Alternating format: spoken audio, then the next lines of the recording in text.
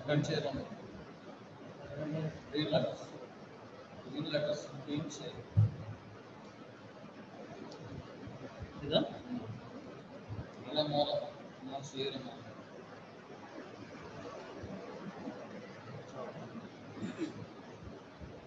అమ్మ స్లైడ్ కనిపిస్తుంది కదా మీకు? హలో కనిపిస్తుంది సార్. కనిపిస్తుంది సార్. లెసన్ ప్లాన్ చెప్తున్నాను చూడండి. మనం ఇదివరకు సెకండ్ సెమ్లో సూక్ష్మ బోధన నేర్చుకున్నాం. సూక్ష్మ బోధన పాఠ్య ప్రణాళిక నేర్చుకున్నాం. ఇప్పుడు మనకి థర్డ్ సెమ్లో స్థూల బోధన పాఠ్య ప్రణాళిక నేర్చుకోవాల్సిన ఆవశ్యకత ఉందన్నమాట. అంటే మీరు స్కూల్కి వెళ్ళిన తర్వాత లెసన్స్ చెప్పాలంటే, పాఠాలు చెప్పాలంటే పిల్లలకి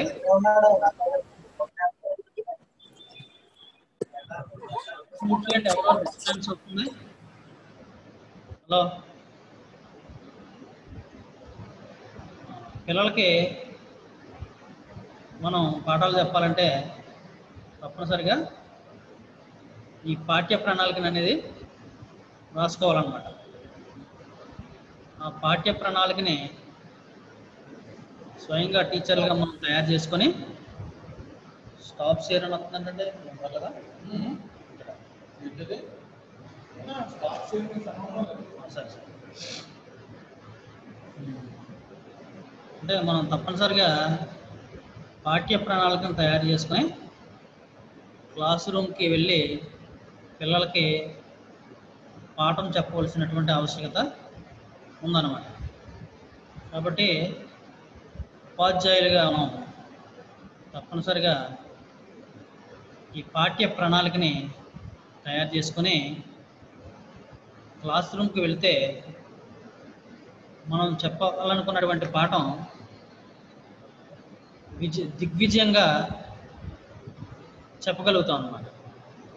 అంటే మనం ఏ పద్ధతిలో చెప్పాలి, ఏ విధమైనటువంటి బోధనోపకరణాలు ఉపయోగించాలి, పిల్లలకి వాళ్ళ యొక్క స్థాయిని బట్టి వాళ్ళకి టీచింగ్ ఎలా చేయాలనే దాన్ని మనం ముందుగానే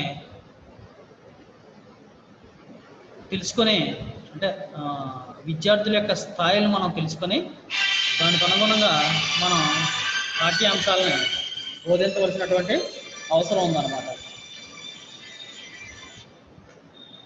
అప్పాజీ లెసన్ ప్లాన్ చెప్తున్నాను, క్లాస్కి అటెండ్ అవుతామని. హలో హలో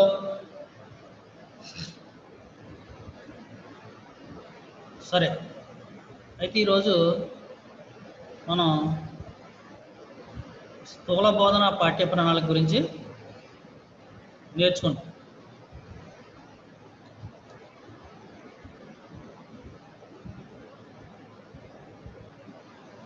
అంటే పిల్లలకి పాఠాలు చెప్పాలంటే తప్పనిసరిగా మనం పాఠ్య ప్రణాళిక అనే దాన్ని చేసుకోవాల్సినటువంటి ఆవశ్యకత ఎంతైనా ఉందన్నమాట.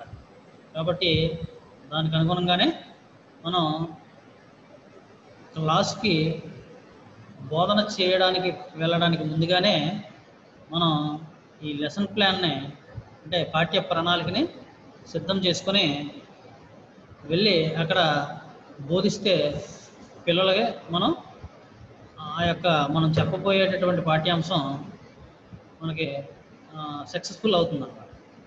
లేకపోతే ఆధారాబాధారాగా అప్పటికప్పుడు వెళ్ళి ఏం చెప్పాలి, ఎలా చెప్పాలి, ఏం చెప్పాలి అనేటటువంటి ఆలోచనలో పడితే మనం అక్కడ పిల్లలకి ఏమీ చెప్పలేమన్నమాట. కాబట్టి ముందుగానే మనం చెప్పదలుచుకున్నటువంటి పాఠ్యాంశాన్ని తప్పనిసరిగా ఒక ప్రణాళిక రూపంలో తయారు చేసుకొని దానికి ఏ విధమైనటువంటి పద్ధతులు అవసరము, ఏ విధమైనటువంటి బోధనోపకరణాలు అవసరం అనేది ముందుగానే మనం తయారు చేసుకొని అంతా సిద్ధం చేసుకొని ఆ తర్వాత మనం తరగతి గదికి వెళ్ళి పాఠాన్ని పిల్లలకి చెప్తే అది మనకి దిగ్విజయంగా మనం ఆ పాఠం చెప్పిన వారు అవుతాం అన్నమాట. కాబట్టి ఇప్పుడు మనం స్థూల బోధన పాఠ్య ప్రణాళిక అంటే సూక్ష్మ బోధన పాఠ్య ప్రణాళిక గురించి మనం సెకండ్ సెమ్లో నేర్చుకున్నాం. అందులో సూక్ష్మ బోధన అంటే ఏంటంటే మనకున్నటువంటి నైపుణ్యాలు, ఆ నైపుణ్యాల్లో ఏదో ఒక నైపుణ్యాన్ని అందులో పరిపూర్ణత సాధించేటట్లు చేయడమే సూక్ష్మ ప్రణాళిక అన్నమాట. అయితే ఇక్కడ స్థూల ప్రణాళికలు ఏంటంటే మొత్తం అన్ని నైపుణ్యాలను ఇక్కడ మనం ప్రదర్శిస్తూ పిల్లలకి పాఠ్యాంశాన్ని వాళ్ళకి అర్థమైన రీతిలో మనం బోధించడానికి ఇక్కడ మనకి వీలు కలుగుతుంది అన్నమాట. అందుకని మనం ముందుగానే ఈ స్థూల బోధన పాఠ్య ప్రణాళికని తయారు చేసుకుని క్లాస్ రూమ్కి వెళ్ళవలసినటువంటి ఆవశ్యకత ఉంటుందన్నమాట. అయితే ఇందులో మనకు ముఖ్యంగా ఏంటంటే స్థూల బోధన పాఠ్య ప్రణాళికని ఎలా తయారు చేయాలి అనేది చూసుకుంటే మనకి స్లైడ్లో కనబడుతుంది చూడండి. స్థూల బోధన పాఠ్య ప్రణాళిక కనిపిస్తుంది అందరికీ? హలో హలో కనిపిస్తుంది కదా? ఫస్ట్ ఇందులో స్థూల బోధన పాఠ్య ప్రణాళికలో ప్రాథమిక సమాచారాన్ని మనం ఇచ్చుకోవాలన్నమాట. ప్రాథమిక సమాచారం అంటే మనం అంటే ఉపాధ్యాయ విద్యార్థి పేరు, అంటే మీరు పూర్తిగా ఉపాధ్యాయులు కాదు కదా, ఇప్పుడు ఉపాధ్యాయ విద్యార్థులు అంటే ట్రైనింగ్ టీచర్స్ అన్నమాట. కాబట్టి ఉపాధ్యాయ విద్యార్థి పేరు అని అక్కడ పెట్టుకోవాలన్నమాట. మీరు అంటే మీరు ఇంకా ట్రైనింగ్ అవుతున్నారు కాబట్టి, ట్రైనింగ్ పీరియడ్లో ఉన్నారు కాబట్టి ఉపాధ్యాయ విద్యార్థి పేరు అని పెట్టుకోవాలి. తర్వాత మనకి రిజిస్టర్ నెంబర్ అని ఇచ్చారు చూడండి, రిజిస్టర్ నెంబరు. తర్వాత విషయం అంటే ఇక్కడ మనకి విషయం అంటే సబ్జెక్ట్ అన్నమాట. అంటే మనం ఇక్కడ తెలుగు స్థూల బోధన పాఠ్య ప్రణాళిక గురించి చెప్పుకుంటున్నాం కాబట్టి తెలుగు అని పెట్టాలి. తర్వాత తరగతి అంటే ఏ తరగతికి మనం బోధిస్తున్నామో ఆ తరగతిని అక్కడ మనం ఏ తరగతో తెలపాలన్నమాట. అలాగే శీర్షిక అంటే మనం ఇక్కడ 7వ తరగతి పాఠ్యాంశంని తీసుకొని చెప్పడం జరుగుతుంది కాబట్టి 7వ తరగతి అని పెట్టాం. తర్వాత శీర్షిక అంటే మనం చెప్పబోయే పాఠ్యాంశం, ఏ పాఠాన్ని అయితే మనం చెప్పబోతున్నామో ఆ పాఠం యొక్క శీర్షిక. అంటే ఇక్కడ స్త్రీలు పొంగిన జీవగడ్డ అనే పాఠాన్ని మనం పిల్లలకి చెప్పబోతున్నాం కాబట్టి ఆ పాఠం పేరుని శీర్షిక మనం పెట్టుకుంటాం అన్నమాట. తర్వాత పర్యవేక్షకుల పేరు అంటే అక్కడ పర్యవేక్షకులు ఎవరంటే ఎవరైతే మనల్ని పాఠం చెప్తుండగా పర్యవేక్షిస్తున్నారో వాళ్ళ పేరు రాయాలన్నమాట. ఇక్కడ నేను అంటే మీరు చెప్తుండగా నేను అబ్జర్వ్ చేస్తాను అనుకోండి, మీరు పాఠం చెప్తున్నారు, క్లాస్ రూమ్కి వచ్చి నేను అబ్జర్వ్ చేస్తున్నాను అనుకోండి, అక్కడ నా పేరు పెట్టాలన్నమాట. లేదా స్కూల్కి వెళ్ళినప్పుడు ఆ తరగతి తెలుగు ఉపాధ్యాయులు ఎవరైతే మీ పాఠాన్ని అబ్జర్వ్ చేస్తున్నారో వాళ్ళే పేరు రాయవలసిన అవసరం ఉందన్నమాట. తర్వాత తేదీ అంటే మీరు ఆ పాఠాన్ని ఏ తేదీలో చెప్తున్నారనేది అక్కడ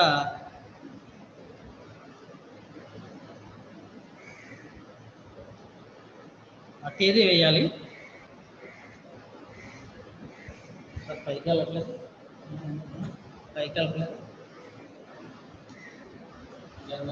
స్కూల్ ఉంది కదా మధ్యలో దాన్ని ఎలా అదే నా అర్థం కాలేదు.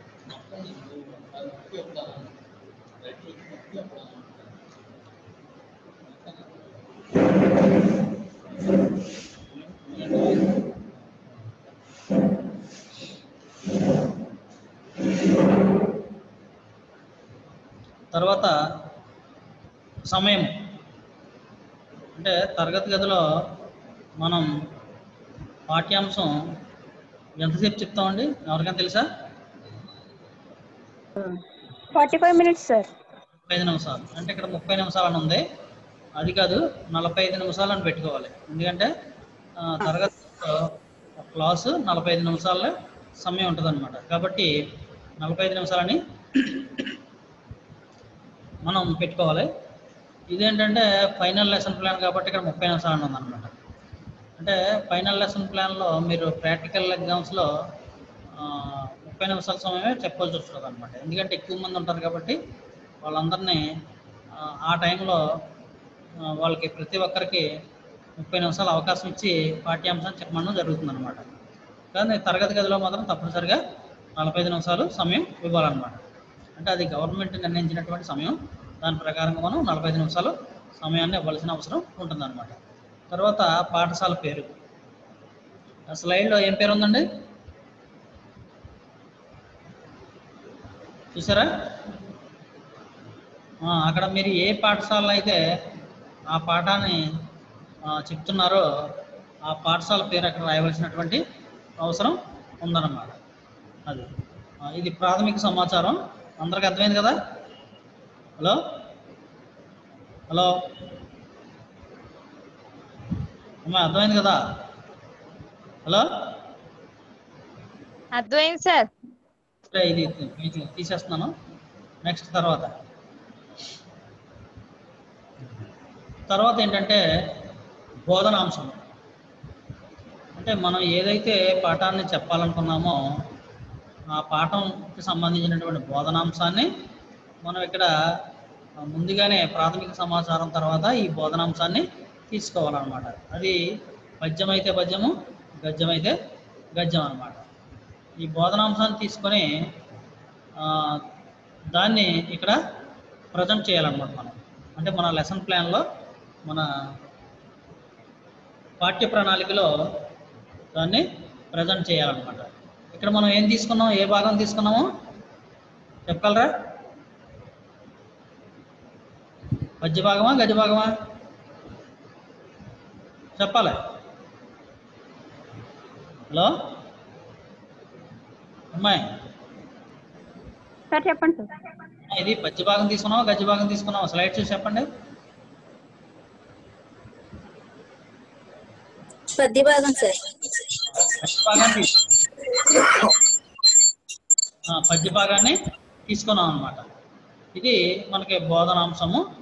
అంటే పద్య భాగం తీసుకుంటే పద్య భాగం బోధనాంశం తీసుకోవాలి, గద్య భాగం అయితే గద్య భాగం అన్నమాట. అంటే మనం చెప్పబోయేటటువంటి మొత్తం టెక్స్ట్ బుక్లో ఉన్నటువంటి పద్యాలన్నీ ఒకసారి చెప్పలేం కదా ఆ పాఠంలో. కాబట్టి ఏదో ఒక పద్యాన్ని మనం తీసుకొని అంటే మనం ఆ 45 నిమిషాల సమయంలో ఏదైతే చెప్పదలుచుకున్నామో అది ఇక్కడ మనం ఆ పాఠ్యాంశాన్ని అంత మేరకు మాత్రమే మనం తీసుకోవాలన్నమాట. అంటే ఇక్కడ 2 పద్యాలు తీసుకున్నాను. ఈ 2 పద్యాల్లో ఆ 45 నిమిషాల్లో చెప్పగలము కాబట్టి అంత తీసుకున్నారు అనమాట. అలాగా తీసుకోవాల్సిన అవసరం ఉందన్నమాట. అది బోధనాంశము. తర్వాత సామర్థ్యాలు. అంటే మనం పాఠ్యాంశంలో పిల్లలకి ఏ విధంగా అంటే ఎలా చెప్పాలనుకున్నామో అవన్నీ కూడా ఇక్కడ సామర్థ్యాల రూపంలో మనం తెలియపరచాలన్నమాట. అంటే సామర్థ్యాలు ఏ సామర్థ్యాల ద్వారా ఆ పాఠాన్ని నేను చెప్తున్నాను, అంటే ఈ సామర్థ్యాల ద్వారా నేను పిల్లలకి పాఠాలు చెప్తున్నాను అని తెలియడం కోసం ముందుగా మనం సామర్థ్యాల గురించి తెలుసుకోవాల్సినటువంటి అవసరం ఉందన్నమాట. అందులో సామర్థ్యాలు ముఖ్యంగా వినడం, మాట్లాడడం. ఈ వినడం మాట్లాడడంలో మనం ఏం చేస్తాం పిల్లలకి అనేది తెలియజేయాలన్నమాట. అంటే ఇక్కడ వినడం మాట్లాడడంలో పద్యాన్ని చదివి వినిపిస్తూ వాళ్ళకి వివరించడం అన్నమాట. అలాగే పద్యం గురించి మాట్లాడించడం. అంటే మనం ఏదైతే చేస్తామో అది సామర్థ్యాల రూపంలో తెలియపరచాలన్నమాట. కాబట్టి ఆ తెలియపరిచినటువంటి సామర్థ్యాలు మనం ఇక్కడ పొందుపరుచుకోవాలి. వినడం, మాట్లాడడం అంటే పద్యాన్ని చదివించి వివరిస్తూ ఆ పద్యం గురించి మాట్లాడించడం అంటే మనం చేస్తాం అన్నమాట. కాబట్టి అలాగా సామర్థ్యాల్ని చెప్పుకోవాలన్నమాట. రెండోది ఏంటంటే చదవడం, అవగాహన అనేటటువంటి సామర్థ్యం. అయితే ఈ చదవడం, అవగాహన అనే సామర్థ్యంలో ఏం చేస్తామంటే విద్యార్థులతో పద్యాన్ని చదివిస్తాం. పద్యాన్ని చదివించడమే కాకుండా అందులో ఉన్నటువంటి కఠిన పదాలను, అలాగే అందులో ఉన్నటువంటి భావాలను, అలాగే అర్థాలను, ఆ అర్థాలు ఇచ్చేటటువంటి పదాలను అన్నీ కూడా ఇక్కడ రాయించేటట్లు చేస్తాం అన్నమాట పిల్లల చేత. అది చదవడం, అవగాహన చేసుకోవడం, రాయడం అనేటటువంటి సామర్థ్యంలో ఏముందంటే విద్యార్థులతో పద్యాన్ని చదివించి అందులోని కఠిన పదాలను, అలాగే ఆ పద్యం యొక్క భావాలను, అందులో ఉన్నటువంటి అర్థాలను, పదాలను రాయించేటట్లు చేస్తాము. అంటే మనం ఏం చేస్తున్నామో అది తెలియపరచాలన్నమాట. తర్వాత మూడోది ఏంటంటే పదజాలము, భాషాంశాలు. ఈ పదజాలము, భాషాంశాలు అంటే ఇక్కడ పదాలకు సమాన అర్థాన్ని ఇచ్చేటటువంటి పదాలను గుర్తించడం, అలాగే వాటితో మరొక వాక్యాన్ని చెప్పించడం అన్నమాట. అంటే ఏ అయితే పదాలు ఉన్నాయో వాటి సమాన అర్థాన్ని ఇచ్చేటటువంటి పదాలని పిల్లల చేత గుర్తింపు చేయడం, వాటితో మరొక వాక్యం చెప్పించడం చేస్తాం అన్నమాట. అది పదజాలం, భాషాంశాలు. తర్వాత నాలుగోది ప్రశంస. ప్రశంస అంటే ఏంటంటే ఆ పిల్లల చేత చెప్పించి, అంటే ఏదైతే మనం చెప్పించాలనుకున్నామో దాన్ని పిల్లల చేత చెప్పించి వాళ్ళని ప్రశంసింప చేయాలన్నమాట. అంటే భావాన్ని, అందులో ఉన్నటువంటి భావాన్ని, ఆ పద్య భావాన్ని విద్యార్థులతో చెప్పించడం, అలాగే దాన్ని రాయించడం, అలాగే పిల్లలు ఏమైనా వాళ్ళ సొంతంగా ఏమైనా చెప్తే దాన్ని ప్రశంసించడం, ఇలా చేస్తూ పిల్లల్ని పొగుడుతూ ఉండాలన్నమాట. ఇలా పోవడం వల్ల ఏంటంటే పిల్లల్లో ఉత్సాహం పెరుగుతుంది. ఉత్సాహం పెరిగి ఇంకా నేర్చుకోవాలనేటువంటి కుతూహలం వాళ్ళలో పెరుగుతుందన్నమాట. కాబట్టి ఈ ప్రశంస సామర్థ్యాన్ని మనం విద్యార్థుల చేత ఈ విధంగా చేయించాలన్నమాట. తర్వాత స్వీయ రచన. స్వీయ రచన అంటే ఏంటి అంటే సొంతంగా రాయించడం, సొంతంగా చెప్పించడం. అంటే స్వీయ అంటే స్వయంగా పిల్లల చేత చెప్పించడం అనమాట. అంటే విద్యార్థులతో ప్రశ్నలను విశ్లేషించడం, అలాగే వాళ్ళ చేత మనం అడిగినటువంటి ప్రశ్నలకి జవాబులు చెప్పించడం, అలాగే సొంత వాక్యాలు చెప్పించడం, ఇవన్నీ కూడా మనం స్వీయ రచన కింద చెప్పుకుంటాం అన్నమాట. తర్వాత సృజనాత్మకత.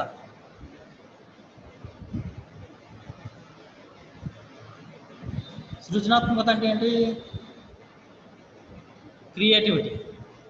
అంటే పిల్లల్లో ఉన్నటువంటి, అంటే ఒక్కొక్క పిల్లవాళ్ళలో ఒక్కొక్క రకమైనటువంటి క్రియేటివిటీ ఉంటుంది అనమాట. అంటే సృజనాత్మకత ఉంటుంది.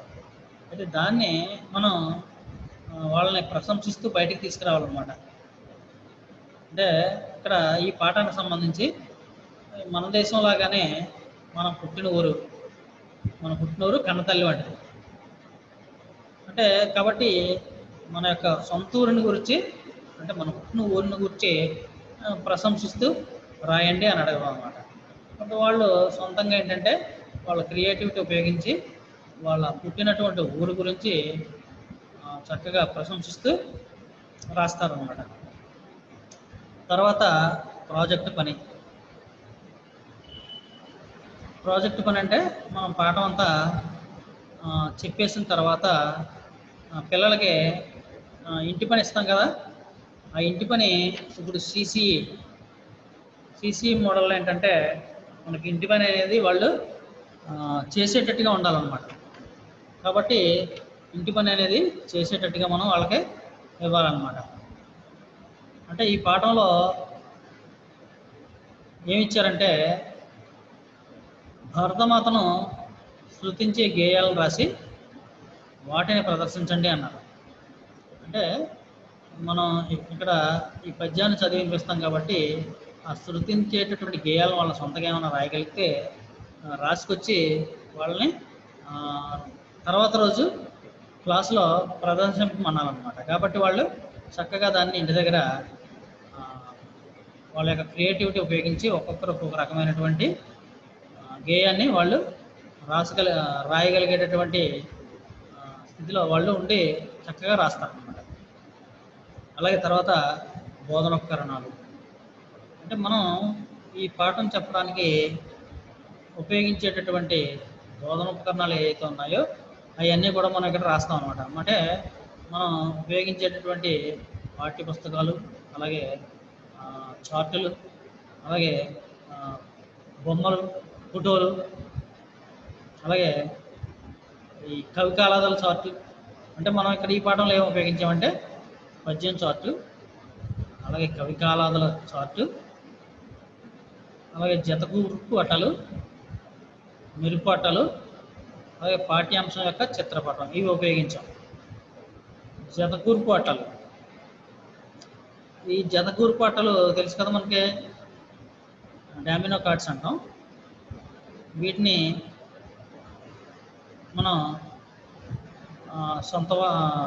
ఈ చూడండి సందులు, సమాసాలు అవన్నీ ఇందులో మనకు వచ్చినటువంటి పదజాలంలో ఏమైనా వస్తే వాటిని ఈ జతకూర్పు పట్టల ద్వారా చక్కగా ప్రదర్శింపజేయవచ్చు అనమాట.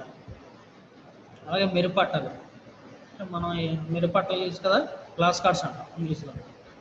ఈ మెరుపట్టల ద్వారా కూడా మనం అందులో ఉన్నటువంటి పదాలను, వాక్యాలను ఇక్కడ ఆ మెరుపట్టల ద్వారా తయారు చేసుకొచ్చి ప్రదర్శింపజేస్తే, అంటే మెరుపు అట్టలు ఉంటాయి కాబట్టి పిల్లలు అంటే ఎక్కువ రంగురంగు పాఠ్య పుస్తకాలు, మెరుపు అట్టలు ఇవన్నీ ఉండడం వల్ల కలర్ఫుల్గా ఉంటాయి కాబట్టి పిల్లలు ఎక్కువగా వాటికి అట్రాక్ట్ అయ్యి బాగా నేర్చుకునేటటువంటి ఆవశ్యకత ఉందన్నమాట.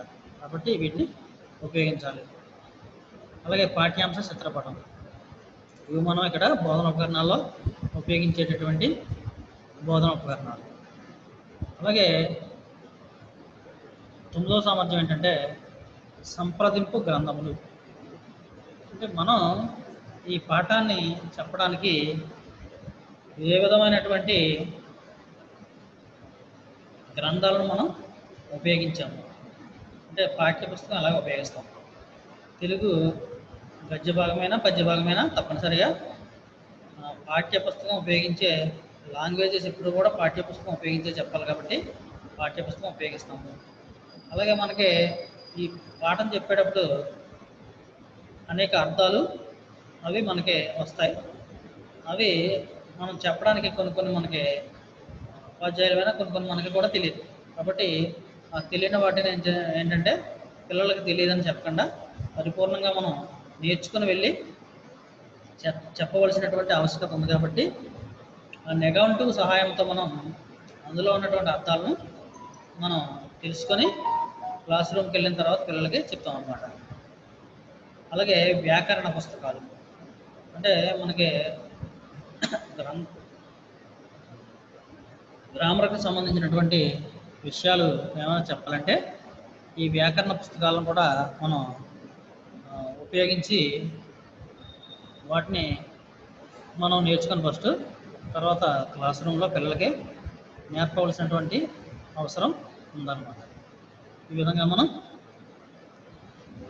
సామర్థ్యాల గురించి ఈ విధంగా రాసుకుంటాం అన్నమాట. అంటే ఇలాగ పాఠ్యాంశాన్ని ఈ విధంగా మేము పిల్లలకి బోధిస్తాము అని చెప్పడానికి సూచికే ఈ సామర్థ్యాలు అన్నమాట. అర్థమైందా? హలో, సామర్థ్యాలు అర్థమైందమ్మా? అర్థమైంది సార్. తర్వాత స్లైడ్కి వెళ్తున్నాను, జాగ్రత్తగా పరిశీలించండి మీరు. మనం చెప్పవలసినటువంటి పాఠ్యాంశాన్ని పాఠ్య ప్రణాళిక అంటే స్థూల పాఠ్య ప్రణాళికగా తయారు చేసుకోవాలంటే ఈ విధంగా మనం పట్టికని ఒకదాన్ని రూపొందించుకోవాల్సినటువంటి అవసరం ఉందన్నమాట. ఆ పట్టిక ఎలాగంటే చూడండి,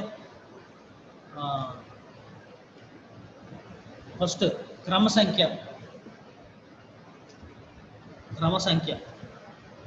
తర్వాత సోపానము. మీరు మీ సెల్లో సేవ్ చేసుకోండి, ఇవి తర్వాత ఉపయోగపడతాయి. ఫస్ట్ ప్రాథమిక సమాచారం సేవ్ చేసుకున్నారా? హలో, చేసాం సార్. ఇది స్క్రీన్ షాట్ తీసుకోండి. ప్రాథమిక సమాచారం తీసుకోండి. తీసుకున్నారా? మీకు తర్వాత లెసన్ ప్లాన్ రాయడానికి ఇది ఉపయోగకరంగా ఉంటుంది అన్నమాట. తర్వాత రెండో పేజీకి వెళ్తాం చూడండి, బోధనాంశం. ఇది కూడా తీసుకోండి.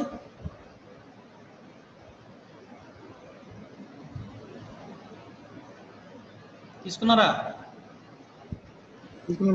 తీసుకున్నాం సార్. సామర్థ్యాలు ఇది కూడా తీసుకోండి.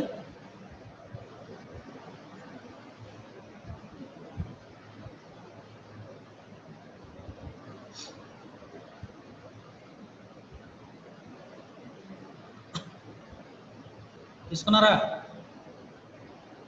తీసుకున్నాం సార్. నెక్స్ట్ ఇలా పట్టిక తీసుకోవాలనుకున్నాను. అంటే క్రమ సంఖ్య ఇది కూడా తీసుకోండి. ఇక్కడి నుంచి వరుసగా అన్నీ తీసుకోవాలి మీరు. క్రమ సంఖ్య, అలాగే సార్. సోపానము, అలాగే ఉపాధ్యాయ కృత్యము, ఉపాధ్యాయ నృత్యము. సరే ఇది ఒకనా అప్గ్రేడ్.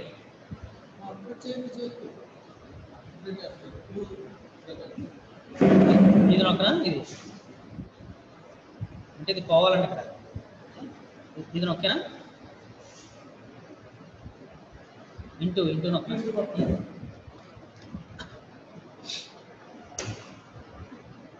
సరే, క్రమ సంఖ్య, సోపానము, అలాగే ఉపాధ్యాయ కృత్యము,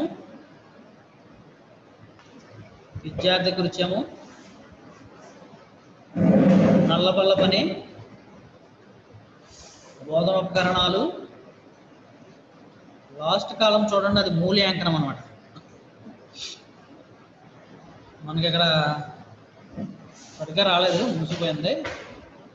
మూల్యాంకనము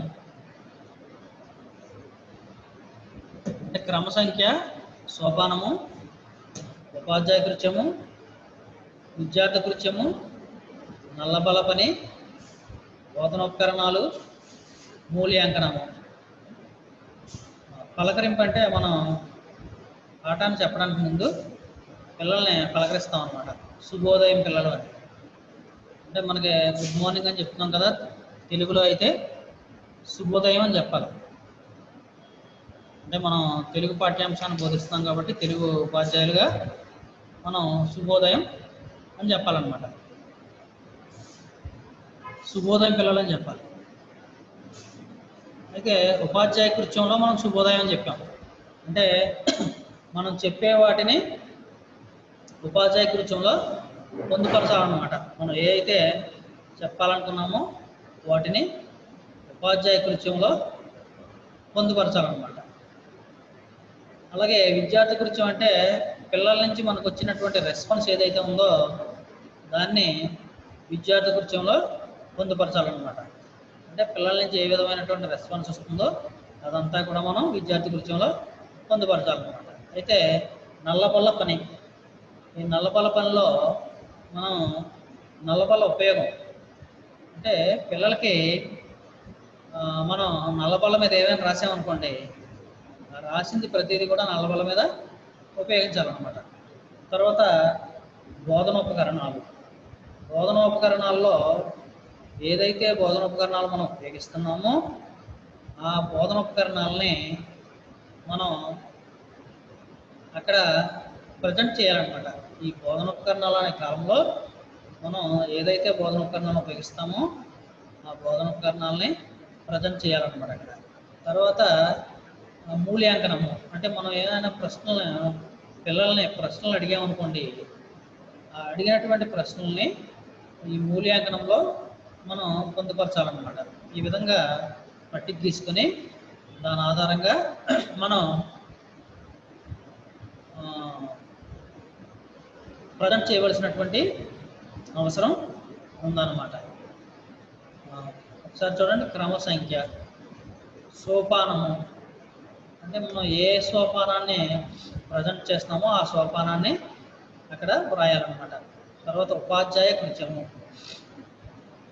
ఉపాధ్యాయ కృత్యం అంటే ఉపాధ్యాయ కృత్యంలో మనం ఏదైతే పిల్లలకు చెప్తున్నామో దాన్ని ఉపాధ్యాయ కృత్యంలో రాయాలన్నమాట.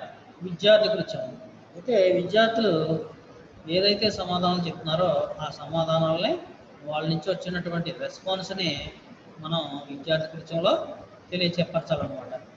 తర్వాత నల్లబల్ల పని. నల్లబల్ల పని అంటే మన పిల్లలకి ఏమైనా బోర్డు మీద రాసి చూపిస్తే దాన్ని నల్లబల్ల పని అనేటువంటి కాలంలో చూపించాలన్నమాట. తర్వాత బోధన ఉపకరణాలు. ఈ బోధన ఉపకరణాలు మనం ఏదైతే ఈ పాఠాన్ని చెప్పడానికి బోధన ఉపకరణాలని ఉపయోగిస్తామో ఆ బోధన ఉపకరణాలను ఇక్కడ మనం ప్రజెంట్ చేయాలన్నమాట. అంటే ఏ బోధన ఉపకరణం అయితే అది ఇక్కడ ఈ బోధన ఉపకరణాలు అనే కాలంలో మనం ప్రజెంట్ చేయాలన్నమాట. ఏ విధంగా అంటే చూడండి ఇక్కడ చూడండి, ఇగో బోధన ఉపకరణాలు కాలంలో అంటించారు లేదా కవి చిత్రపదం అలా అన్నమాట.